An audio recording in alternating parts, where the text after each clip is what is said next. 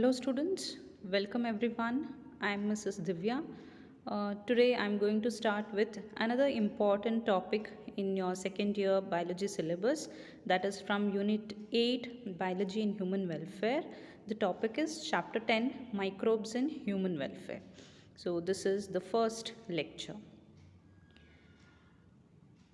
The first and foremost question in everyone's mind might be like when you hear the name of the topic, that is microbes in human welfare.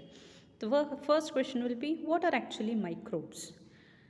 So, as a common human being, we can say that microbes are nothing but microscopic organisms.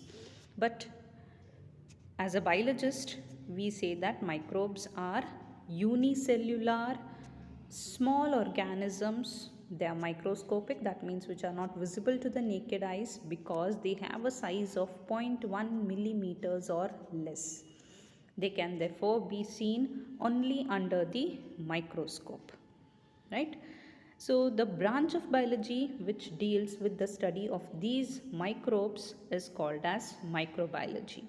So microbiology is a very vast branch where we study a variety of microorganisms which are present in our biosphere.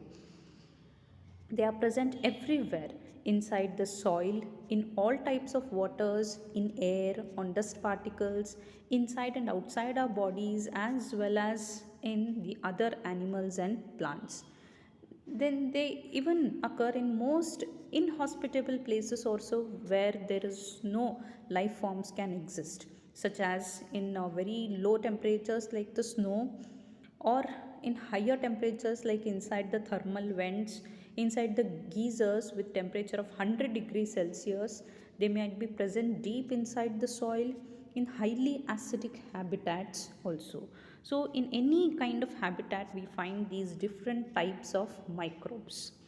So the very next question is, which are those different types of microbes? So to which organisms we call as the microorganisms? So microbes, they belong to a diverse group of organisms like the algae. So even the fungi are microscopic in nature, many fungi, the bacteria, mycoplasmas, the protozoans, okay. So all these are considered to be microorganisms. Apart from these children, there are also microscopic animal and plant viruses, viroids, prions.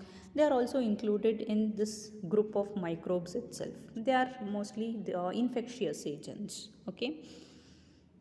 So while speaking about the microorganisms, another important thing that comes to your mind is that most of these microbes, they are harmful, they are pathogenic, they cause diseases in human beings as well as in other plants and animals, right? So most of these, they are causal agents of most of the infectious diseases. But are all these microbes pathogenic in nature? No. There are also many good microorganisms present in our biosphere, and they have also been used by humans and nature in many other important processes, might be in our homes for household activities, in the industries, agriculture, and for sewage treatment.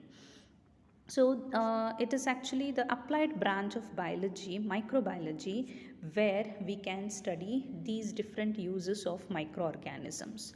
So, this branch actually deals with the use of microbes in human welfare. Okay, so in this topic, we are going to study this use of microbes in different fields, such as in the food microbiology, the medical microbiology, industrial microbiology, okay. So all these different aspects we study, that is the uses of microbes in household production, in the industrial production, in sewage treatment, biogas production. Microbes can be used as biocontrol agents also, and used as biofertilizers.